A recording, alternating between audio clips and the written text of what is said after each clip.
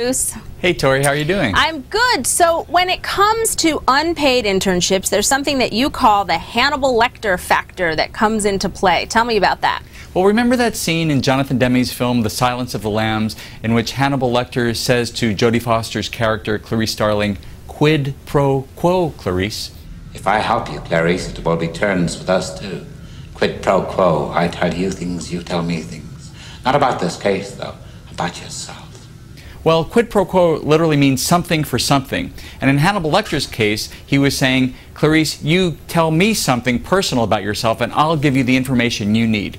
Well, it turns out that an unpaid internship is a kind of quid pro quo arrangement because the employer gives something of value to an intern, namely an experience that he or she may not be able to have otherwise. And the internship, in return, gives something of value to the employer, namely some form of valuable labor.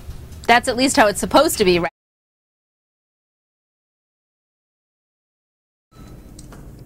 So why did I offer a free internship?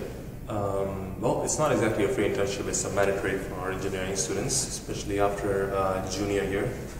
Well, before internship I was quite skeptical about, like, what's the point of such internship when I'm not getting paid?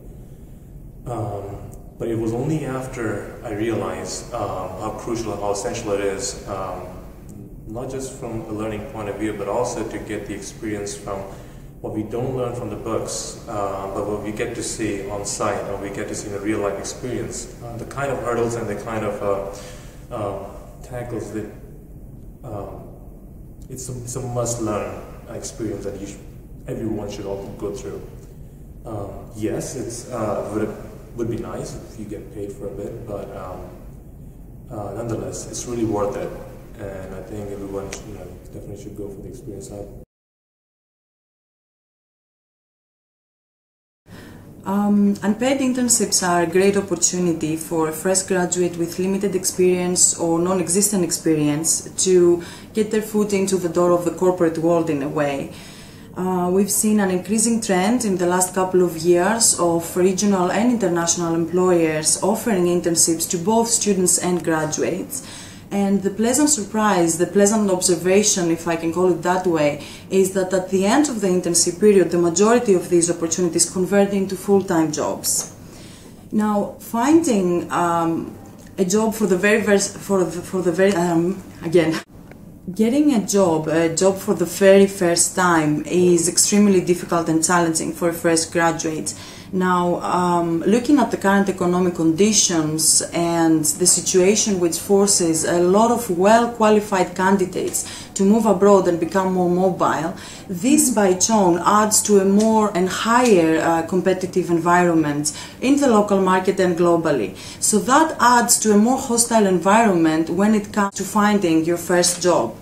Therefore, finding an internship and accepting an unpaid internship increases someone's chances of employability. Thirdly, I believe that an unpaid internship is a great way to project your positive attitude.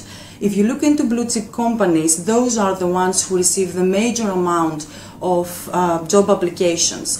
And this makes it almost impossible for some people to enter in a particular organization. So accepting to work on an unpaid internship in the beginning helps you to show that I'm passionate about getting this job, I'm passionate about working at this particular company, and as such allows me to show that I am very willing and very determined to learn and grow within the role.